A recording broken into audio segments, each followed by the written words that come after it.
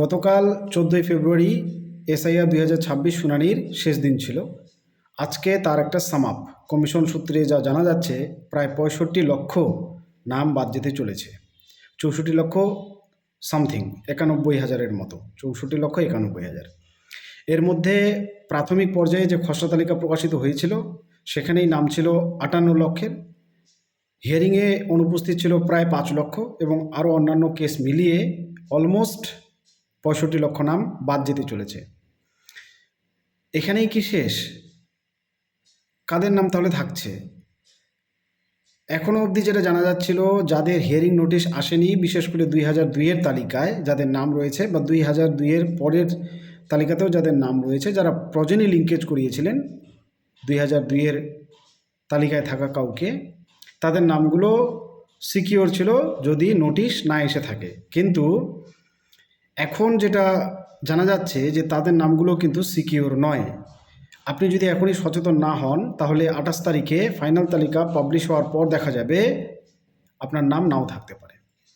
কিন্তু এতে আতঙ্কিত হওয়ার কিছু নেই। আগে বিস্তারিতটা শুনুন, তারপর ব্যাপারটা নিয়ে কি করতে হবে সেটা বুঝুন। প্রাথমিক পর্যায়ে আমরা জানি এআই দিয়ে ট্রান্সলেশন করিয়েছে 2002-এর নামগুলোর, ফলে প্রচুর পরিমাণে অসঙ্গতি ধরা পড়েছে।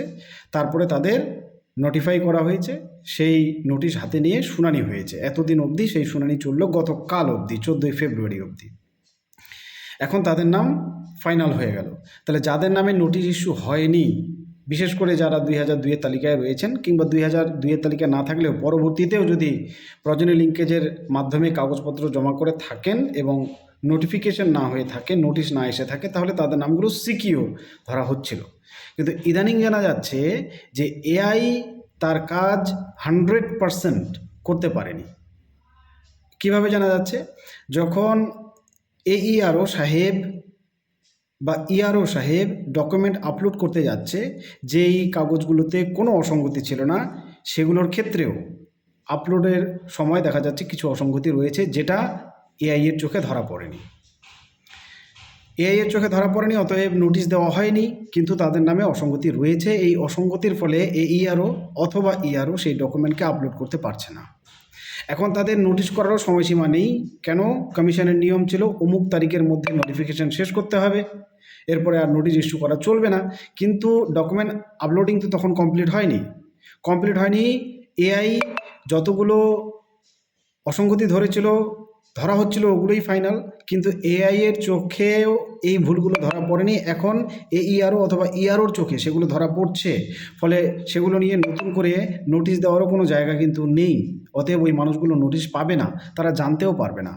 কিন্তু তাদের নাম 28 তারিখে নাও থাকতে পারে, যদি না তারা সতর্ক হন। সতর্ক হবেন কিভাবে?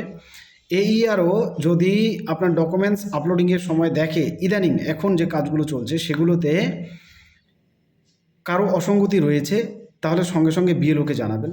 এবং বিএলও বাবুরা যারা রয়েছেন, যারা আমার ভিডিওটা দেখছেন বা নিজেও তারা সতর্ক, তারা জানেন, আপনি সঙ্গে সঙ্গে সেই মানুষটাকে জানিয়ে দেবেন। এবং উনার যদি কোনো ডকুমেন্ট দেওয়ার থাকে, বিশেষ করে 2002-এর তালিকায় থাকলে অতি অবশ্যই ডকুমেন্ট দেওয়ার থাকবে, 2002-এর পরবর্তীতে হলেও ডকুমেন্ট দেওয়ার থাকবে। যদি থাকে তাহলে ওনারা সঙ্গে সঙ্গে আপনাদেরকে সেই ডকুমেন্টসটা জমা দেবে। এবং সাধারণ পাবলিককে বলছি, ইলেক্টর্সদের বলছি, আপনাদের এখনও যদি বিএলও ডেকে থাকে কোনো ডকুমেন্টসের জন্য, তাহলে ধরে নেবেন যে আপনার হয়তো এরকম অসঙ্গতি খালি চোখে ধরেছে এইআরও অথবা ইআরও সাহেব, এবং বিএলও মারফত সেটা আপনাকে জানানো হচ্ছে। আপনি যত দ্রুত পারেন 28 তারিখের আগে ডকুমেন্টস দিন। এই ডকুমেন্টস সাবমিট করলে পরেই আপনার ডকুমেন্টটাকে আপলোড করা সম্ভব হবে। আপনার যে ফর্ম আপলোডিংয়ের কাজ সেটা সম্পন্ন হবে এবং 28 তারিখের যে ফাইনাল তালিকা সেখানে আপনার নাম থাকাটা সুনিশ্চিত করা যাবে। অন্যথায় যদি আপনি ডকুমেন্ট না দেন বা আপনাকে যদি খোঁজ না দেওয়া হয়, তাহলে কিন্তু 28 তারিখে আপনার নাম থাকছে না। তাহলে পরবর্তী যে পদক্ষেপ রয়েছে তখন সেখানে আপনাকে দৌড়তে হবে। তার চাইতে ভালো আগাম তালিকা, ফাইনাল তালিকা পাবলিশ হওয়ার আগেই একটু সচেতন হয়ে, বিশেষ করে বিএলও সাহেবরা একটু সচেতন হয়ে মানুষজনকে জানিয়ে দিন। যদি আপনার এরকম অসঙ্গতি থেকে থাকে এখনও, যাদেরকে নোটিফাই করার সময়টা নেই, কিন্তু মৌখিকভাবে বা বাই ফোন ওনাদেরকে জানিয়ে দেওয়া যেতেই পারে যে আপনি এই ডকুমেন্টস বা এই ডকুমেন্টসটা আমাদেরকে দিন। কিন্তু এটা কিন্তু কোনো প্যানিক নিউজ নয়, এটাতে প্যানিক ছড়ানোর কথা নয়। এই কেসটা হবে প্রত্যেকটি বুথে 1 থেকে 2 জনের হতে পারে, ম্যাক্সিমাম 10 জনের হতে পারে, বা 0 হতে পারে। কোনো কোনো বুথে এরকম কেস একদম নীল থাকতে পারে, নাও থাকতে পারে। প্রত্যেকটা বুথে থাকবে এরকম কোনো কথা নেই। যদিও বা থাকে, সেই সংখ্যাটা অত্যন্ত কম। ম্যাক্সিমাম কেসেস যেগুলোতে ডিসক্রিপেন্সি ছিল সেগুলো এআই বের করেছে। এআই এর চোখও যেটা ধরতে পারেনি সেটাই এখন যদি AERO সাহেবরা ধরছে, সেই এটা ধরা পড়ছে তখনই যখন ডকুমেন্টটা আপলোড করতে যাচ্ছেন। ডকুমেন্টটা আপলোড করতে গিয়ে তারপরে ধরা পড়ছে, তার আগেই স্ক্রুটিনিতে অবধি এটা ধরা পড়েনি। কেন? ওই আপলোডিংয়ের যে কন্ডিশনসগুলো আছে সেগুলো ফিল করতে গিয়ে দেখা যাচ্ছে যে কোনো একটা কন্ডিশনস এই পেপারসে উপস্থিত নেই বা কোনো একটা পেপারস নেই। তখনই কিন্তু এই অসঙ্গতিগুলো চোখে আসছে। ফলে আপনারা প্যানিক না হয়ে নিশ্চয়ই আপনাদের ডকুমেন্টস আছে সেটা বিএলওকে অতি অবশ্যই দিয়ে দেবেন। এবং এই 64-65 লক্ষ যে নাম বাদ যেতে চলেছে, এনাদের মধ্যেও আবার অনেকে পরবর্তীতে ফিরে আসতে পারেন যদি তারা যোগ্য ভোটার হন। ডিইও সিইওকে আবেদনের মাধ্যমে সেই প্রসেসটাও আমি জানাবো।